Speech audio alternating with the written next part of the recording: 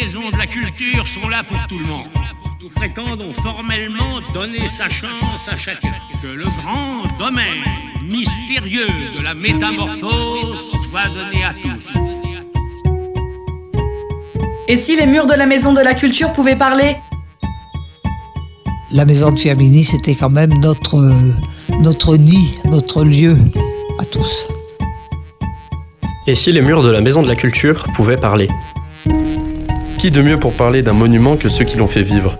À l'occasion des 60 ans de la Maison de la Culture de Firminy et des 10 ans de son inscription sur la liste du patrimoine mondial de l'UNESCO, les jeunes Apelous sont allés à la rencontre des témoins de son histoire. Usagers et personnels, d'hier et d'aujourd'hui, artistes, habitants. Ces femmes et ces hommes, qui l'ont parfois connue depuis son inauguration et qui souvent la fréquentent encore, vous dévoilent tous ses secrets de 1965 à aujourd'hui.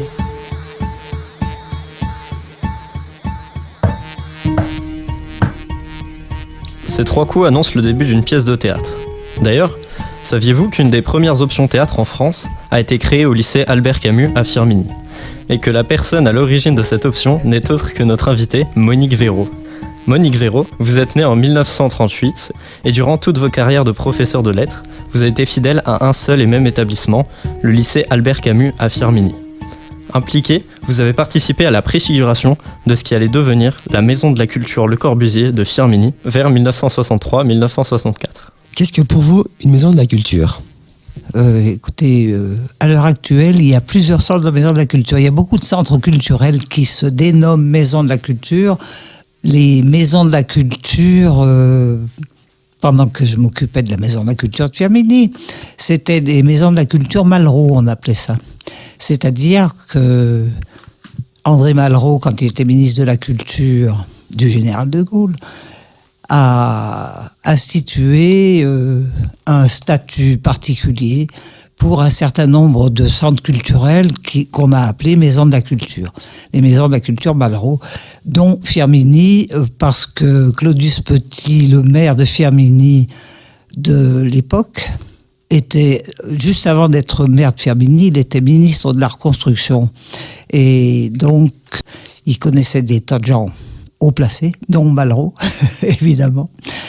Et cette maison de la culture que Claudius Petit avait commandée au Corbusier, elle devait au départ être une maison des jeunes. Et c'est quand Malraux a créé ce statut de maison de la culture, donc financé par l'État, en partie, c'est là que Claudius Petit a dit « Bon, allez, j'y vais, ce sera une maison de la culture ». Et effectivement, la maison de la culture de Firminy a été une maison de la culture de Malraux, la plus petite de toutes. C'est-à-dire qu'elle avait un budget qui était 1/10 à peine de la moins financée, de la moins grosse des autres. Voilà.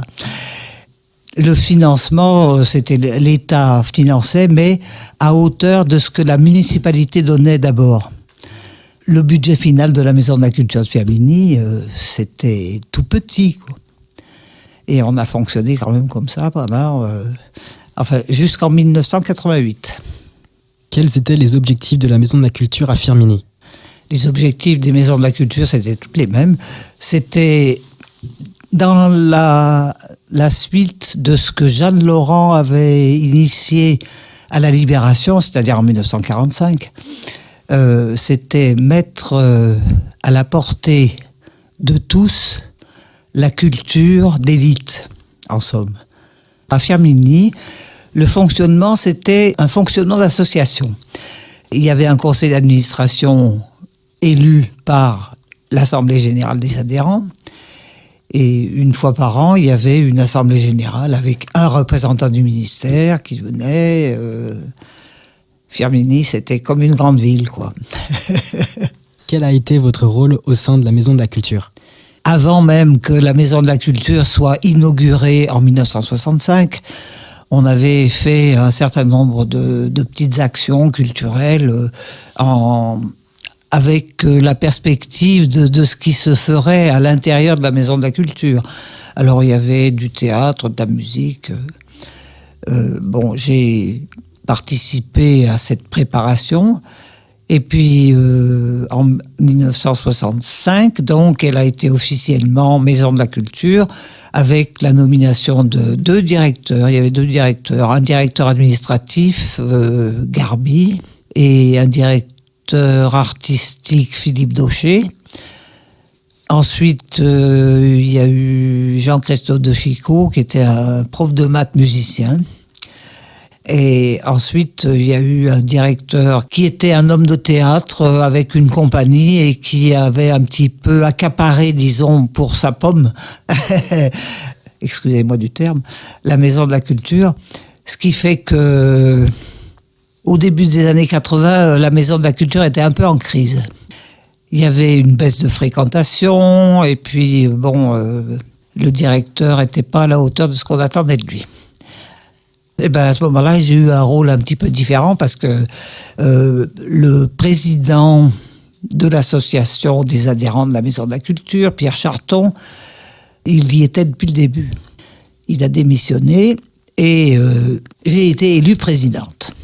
Tout de suite après, enfin bon, le directeur dont on n'était pas très content est parti. Nous nous sommes retrouvés sans directeur. Pour nommer un directeur à la Maison de la Culture, il fallait l'aval du ministère, représenté en région par la DRAC, Direction régionale des affaires culturelles, et puis il fallait aussi l'approbation du conseil d'administration. Ce qui m'a valu plusieurs voyages à Paris pour essayer de rencontrer les gens du ministère de la Culture. Et il a fallu 2 ans pour qu'on ait un nouveau directeur. C'est-à-dire que pendant 2 ans, 84, 85, 86, avec Madame Yvonne Beau, qui était institutrice détachée à la Maison de la Culture et qui a fait un énorme boulot. En somme, on faisait la direction aussi, quoi. C'était pas drôle. Et puis c'était pas rentable non plus, parce que bon, moi, prof, c'était pas mon boulot d'être directrice d'une Maison de la Culture. Hein. Donc on a fait comme on a pu. On a fait des choses bien. J'ai des grands souvenirs, je dirais, de certaines choses. Le rôdeur d'Enzo Corman, avec un épervier. Il avait fallu que j'aille convaincre mon ex-ami Huguette Bouchardot, qui était ministre de l'Environnement à ce moment-là, de nous laisser avoir un vrai faucon. Parce que c'était chasse gardée, c'est le cas de dire. Il fallait une autorisation spéciale du ministère pour avoir un faucon. Et on a eu un faucon. Et Jean-Paul Wenzel, qui jouait le rôdeur, a eu son faucon et on a eu un magnifique spectacle avec un vrai faucon. Voilà. Justement, restons dans le théâtre. Vous avez créé l'option théâtre au lycée Albert Camus de Firminy. Avez-vous réussi à créer un lien entre le lycée et la Maison de la Culture ? Forcément. Parce que j'ai créé l'option théâtre au lycée Albert Camus en 1985, c'est-à-dire la première année qu'elles existaient. Il y en avait 18 en tout dans toute la France. Et comme j'étais à ce moment-là présidente de la Maison de la Culture, c'était tout à fait, je dirais presque naturel que les répétitions se fassent à la Maison de la Culture, dans la salle de répétition. Et à la fin de l'année, on donnait un spectacle très apprécié par les parents et par les copains aussi des élèves d'Option Théâtre.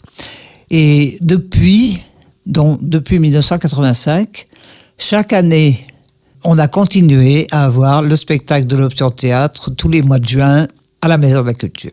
Est-ce important pour les élèves d'aller dans des lieux comme la Maison de la Culture, le Corbusier ? Quelle atmosphère y retrouve-t-on ? Ils aimaient venir y travailler, je parle des élèves d'Option Théâtre. Pour les autres qui venaient simplement au spectacle, les gens aimaient bien la grande salle de la Maison de la Culture parce que là, on y voit clair. Comme c'est en pente, les sièges du rang supérieur est toujours beaucoup plus haut que le rang d'en dessous, ce qui fait que c'est formidable, même pour les gens qui sont petits comme moi.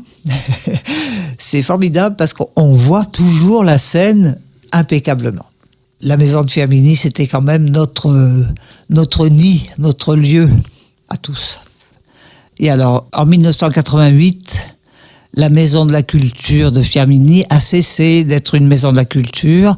Le ministère trouvait que vraiment ces petites choses, les maquisards de la culture, ils nous appelaient, ceux de Firminy. C'était Jacques Lang qui était ministre de la Culture. J'étais allé lui graisser la patte, enfin pas au sens où on l'entend d'habitude, hein, mais enfin, et essayer de le convaincre de nous soutenir. Mais enfin bon, il trouvait que c'était quand même un petit machin qui méritait pas d'être maison de la culture. Et comme depuis 1971, le maire avait changé, c'était plus Claudius Petit, c'était Théo Vialmassa. Et la mairie de Firminy de l'époque ne voyait pas d'un bon œil le statut de la maison de la culture. Elle avait envie de le municipaliser depuis longtemps. En 1988, conjonction des volontés ou des désirs de la municipalité et de l'État, le statut maison de la culture Malraux nous a été enlevé en novembre 1988. Évidemment, j'ai démissionné de la présidence et la transformation en maison municipale, elle ne s'est plus appelée maison de la culture pendant un certain temps, puis après ils l'ont re-appelée maison de la culture. Mais c'est bien, moi je ne suis pas contre. Hein. Une maison de la culture, ça fait plaisir d'avoir ça dans sa ville quand même. Si vous deviez choisir un lieu, un objet ou un espace de la maison de la culture, ça serait lequel ? Un espace. Ah, j'aimais bien le foyer, moi. Là, au milieu d'une pièce assez grande, carrée, il y a une cheminée où on peut faire du feu. Et on y faisait du feu, effectivement. Et il y a aussi un bar dans cet espace-là. Et c'est là que on se retrouvait généralement après les spectacles avec les artistes. Et puis aussi, on y faisait des réunions de toutes sortes. C'est un espace très sympathique. Mais j'aime tous les espaces de la maison de la culture. Un objet, alors là, si, la statue en bois, je ne sais pas si elle y est toujours d'ailleurs, en haut de la rampe, un être humain, mais juste ébauché. C'était de la sculpture moderne. Voilà. Mais les objets, à part ça, si. Il y avait un piano sur lequel on jouait, par exemple, Samson François, qui est un pianiste archi célèbre, archi connu, et Miguel Ángel Estrella, qui était venu donner un concert et qui a été emprisonné dans les geôles d'une dictature d'Amérique du Sud, où on lui avait cassé les doigts, et il a mis 2 ans à récupérer à peu près, à bien récupérer, et il est revenu à la Maison de la Culture pour donner son premier concert après cet emprisonnement et cette torture. Merci bien, Madame Monique Véraud, d'avoir accepté notre invitation. C'était un plaisir. Voilà, c'était une émission présentée par les premières unes du lycée Jacob-Holzer, avec Léo, Chris Noé et Mathias. Et si les murs de la Maison de la Culture pouvaient parler ? Une série de podcasts produits par le site Le Corbusier de Firminy Vert. Accompagnement, réalisation et montage par Radio Ondaine. Création sonore par Junior. Interview préparée et animée par les élèves de première une de l'année 2024-2025 du lycée Jacob-Holzer de Firminy. Merci Monsieur Contini, proviseur, Monsieur Marron, proviseur adjoint, Madame Pujolas, secrétaire générale, les professeurs Louis Brun, Sandrine Charavi du lycée Jacob-Holzer de Firminy, au service culture et animation de la ville de Firminy, aux médiatrices culturelles du site Le Corbusier et à tous les témoins.